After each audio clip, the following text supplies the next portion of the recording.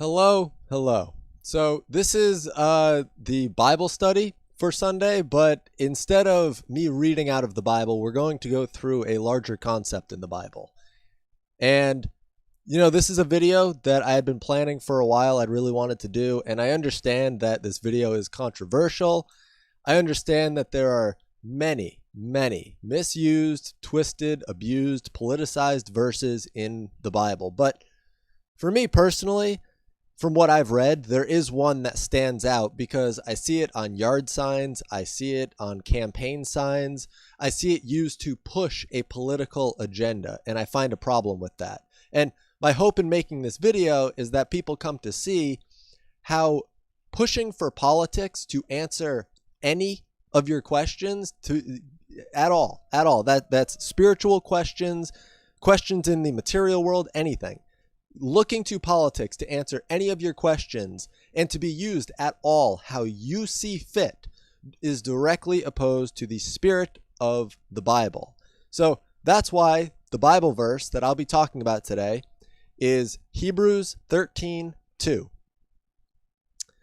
Hebrews 13:2 says, "Be not forgetful to entertain strangers, for thereby some have entertained angels unawares." So this is very similar in its essence to 1 Peter 4:9. It says, "Use hospitality one to another without grudging." So what it basically means is to love your neighbor, to show them grace and compassion no matter what, because some strangers could very well be messengers of God. And this relates to Matthew 25:40 when it says, "And the king shall answer and say unto them, Verily I say unto you, inasmuch as ye have done it unto one of the least of these my brethren, ye have done it unto me." The thing is, Hebrews 13:2 has to be read in the context with the rest of the Bible, because people take this verse and, like I said, they put it next to signs for politicians, and they want to use the brute force of government to steal from people to give to others, or to completely remove the doors of this country and just leave a gaping hole. So Romans 12:19 says, "Dearly beloved, avenge not yourselves, but rather give place unto wrath, for it is written, Vengeance is mine, I will repay, saith the Lord." So it is not your righteous place to become vengeful toward people who think differently from you, or to judge them in your fit of anger or in a fit of impotence, really, because believe it or not, vengeance comes from a feeling of impotence far more than I think people suspect it does. And in terms of judgment, of course, you can look to the 7th chapter of Matthew, specifically the very start of it, Matthew 7:1 to 7:2. It says, "Judge not that ye be not judged. For with what judgment ye judge, ye shall be judged. And with what measure ye mete, it shall be measured to you again." So if you judge someone or something, you will be judged by the same standard. And this is very easy to misinterpret, because again, this is not saying don't judge. It's saying to not wrongfully judge. So we can't forget John 7:24, which says, "Judge not according to the appearance, but judge righteous judgment." So there is a form of righteous judgment. Well, then the question is, what is it? So in this verse, in John in particular, the context, to put it in the context of John 7, Jesus has charged his enemies with making a false statement based solely on the fact that he allegedly broke sabbatical law. So Jesus explained that an act of mercy and salvation took precedent over sabbatical law. So Jesus healed on the Sabbath. So the judgment from Jesus's foes was an evil judgment. Judgments are meant to be made by looking at the law and measuring everything against the spirit of the law. It's meant for you to rise above the letter and embody the spirit of the law. Now, in context, Jesus is calling out the hypocrisy here between the Pharisees, who are saying that he should be put to death for breaking sabbatical law by healing a man on the Sabbath from John 5, while they may break the law to perform the minor ritual of circumcision, which was said to be done on the 8th day after birth. So, of course, if it's done on the 8th day after birth, some boys would have to be circumcised. on the Sabbath. So Jesus is saying again that the spirit of the gospel transcends the letter. And further concerning judgment, man looks at the outward appearance. Okay, man can judge the outward appearance of things while God looks at the heart. Only God can truly know what's in the heart. So it's worth pointing out here too that we should show compassion, grace, and love to those who need it most. I'll say that again. We should show compassion, grace, and love to those who need it most. This does not mean, and the Bible doesn't mention it anywhere, that people need to be financially equal. Just because someone cannot financially afford the same lifestyle as you does not mean that it is unjust or that there was some injustice. It's about looking at every single person as being made in the image of God and helping them through love, whether it's a smile or a meal or a warm house, hospitality. This is the concept of giving alms to relieve the poor. Nowhere does it say that you need to give them enough to make you and them financial equals, or that you need to house them, or that you need to put loved ones at risk by helping them. You cannot put loved ones at risk and think that your motives are born from love. A divided house cannot stand. You cannot risk one love by showing love for another. And that's something that when you take Hebrews 13:2 out of context, it's easy to miss. So there are also numerous verses about not violating or exploiting your brethren. So to think that you're justified to take from someone else to give to others, or to shoulder them with a burden that you think they should bear, is to exploit the position that you think they have and violate the life that God has given them. So now, let's talk a little bit about government, because people who are fairly familiar with my videos, we've talked about government a lot, but this is a different topic. This is more the biblical videos, so I'm going to reiterate a lot of what I've said. So to get down to the foundation of it, the government inherently acts on force. It acts only through threat of force and actual brute force. So there's nothing at all compassionate about anything that the government does unless it is removing itself. To disagree with that statement, you would have to either explain why the government is useless if you were to say that you don't need force to fulfill your wishes, or you have to explain why you would be history's first successful and compassionate tyrant. And of course, God's plan is always being fulfilled. You know, we talk about Romans 13 when we talk about this topic here, and I'll hit more on Romans 13 here shortly. But Romans 13 is not saying that what tyrants do is ethically permissible.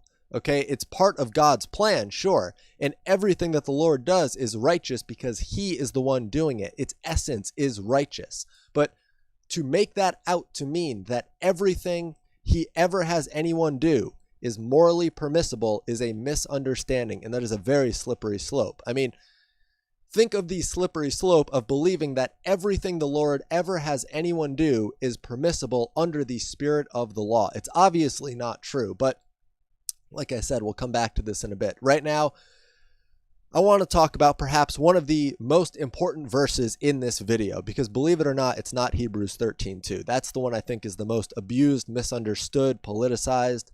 But when it comes to understanding the essence of that, and the essence really of giving alms and thinking that you're doing good by voting for somebody to take from someone and give to someone else, one of the most important sections really of verses is Mark 10:42 to 10:45.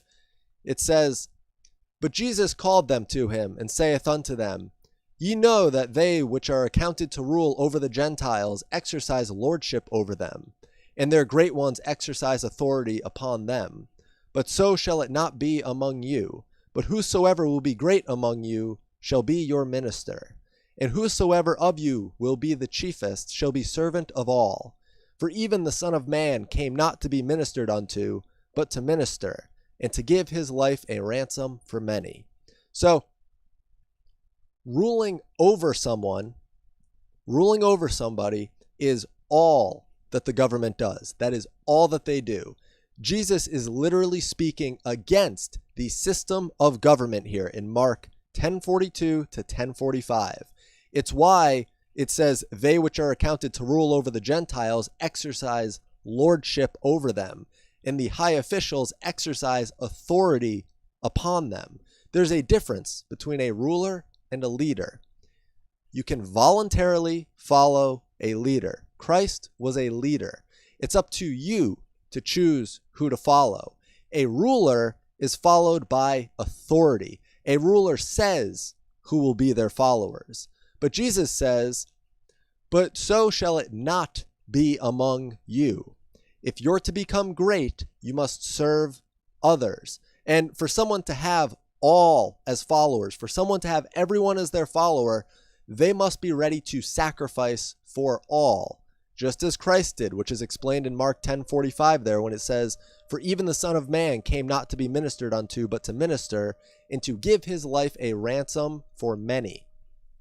So the government does not give or sacrifice anything at all. They only steal and allocate, which violates actually the 8th commandment, unless the government is sacrificing the only thing that they actually possess, which is the power to use force against peaceful people. So again, the only time that the government can do anything good is when they're removing themselves.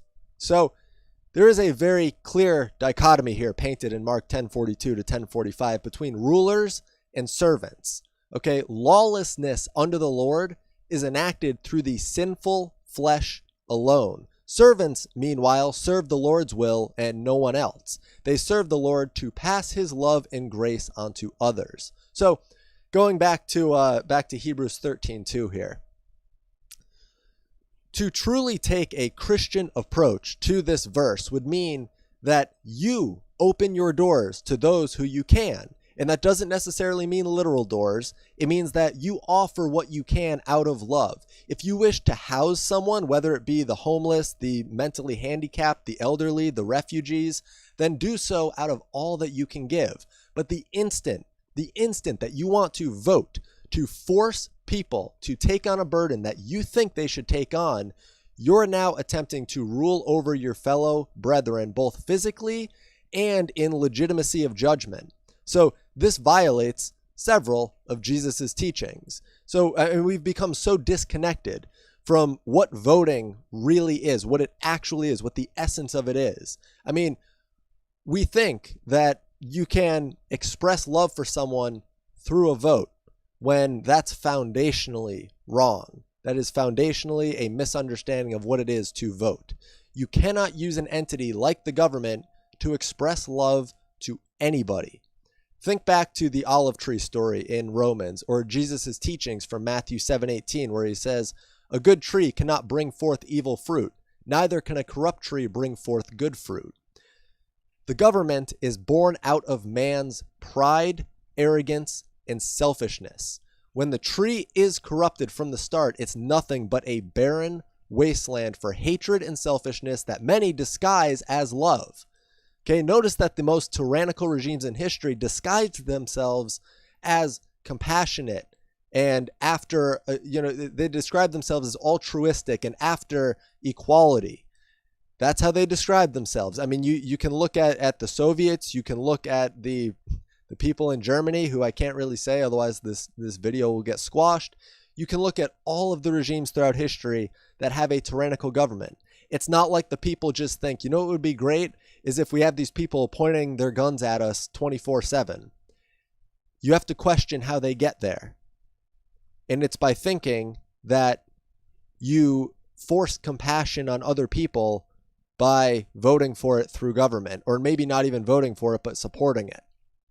So again, the only love that can be brought forth from the government is when it sacrifices the only thing it has, which is its own power. And of course, a common objective, which I mentioned earlier, to Jesus being opposed to the state is Romans 13, verse 1 through 7. And I remember covering this on the channel during my synopsis of Romans, where it's talking about powers ordained by God. And it says specifically how rulers are not a terror to good works, but to evil. And this is specifically talking about power that people are granted through God to execute wrath on those who do evil. So this is purely talking about how God uses certain people as instruments of his ultimate plan, even though he might use them to act in a way that's contrary to the teachings of Christ. So this can sound contradictory, of course, but then you got to remember Job 2:10, which says, "Shall we receive good at the hand of God, and shall we not receive evil?" God's plan includes the presence of evil. And since Romans 11:36 says, "For of him and through him and to him are all things," it's showing that in God's world, all flows from his predestined plan. But it does not mean that the world is devoid of evil. God's plan in its essence is good, but it does not mean that everything that happens is morally permissible. In no way at all is government supported by the law of the Lord or the teachings of Christ. And we've already stated how the man-made structure of government is evil because they violate many of the laws and teachings of God by virtue of their existence. And of course, their only possible method of getting anything done, which is the threat of force or the actual action of force. So, I think that Romans 12:19, Mark 10:42 to 10:45, Deuteronomy 32:35, and the 8th commandment alone show that government, while fulfilling God's predestined plan, is not giving ethical approval to a state entity. Nothing that the government does, unless it's using its power to shrink itself, is out of love. And that's the key point here. You cannot express love for somebody by voting for something. Jesus talks here about how we're not meant as sinful, imperfect, fleshly beings to exercise authority over another. The only authority figure is God, which is why Matthew 7:29 says, "For he taught them as one having authority and not as the scribes." So when you read Hebrews 13:2, take what the Lord has given you to help others. Matthew chapter 6 talks extensively about charitable works, giving alms. But once your charitable works include using the force of government, they are no longer charitable because you are offering what is not yours to offer. The only way that your plan is fulfilled by voting for someone to allocate resources as you want them allocated and to use force as you want it used is if you break several other laws of the Lord. So this includes many things that people vote for in any election, but this includes voting for your government to accept refugees. This includes voting for your government to give money to schools or welfare or food stamps, because the only way that money is acquired by the government is through theft. And once you accept that, you accept that there's nothing good that the government can do, again, except give up the only thing it has, which is its power. If you feel so strongly about where money and other resources should go, then go give them all that you can. But the second that you try to guilt, judge, or force someone to do the same, you are now placing yourself above God by imposing your will above his. So that concludes my rant on Hebrews 13:2. I know that this was a much shorter stream than usual. I hope that you guys enjoyed this. Thank you very much for tuning in. This was only about 20 minutes long. I think that this was nice, compact. I got everything in that I wanted to. So have a great rest of your Sunday night, and I'll be back here in the next week with another Bible study, and I'll be reading Matthew again. I don't know exactly what chapters, but it'll be picking up where we left off last week. So thank you guys so much for tuning in. I greatly appreciate it. I'd love to hear your thoughts on this as well. Share some other verses that you think are very abused, misused, politicized, tainted with man's image, all of that. So thank you guys. Thank you. Have a great rest of your Sunday.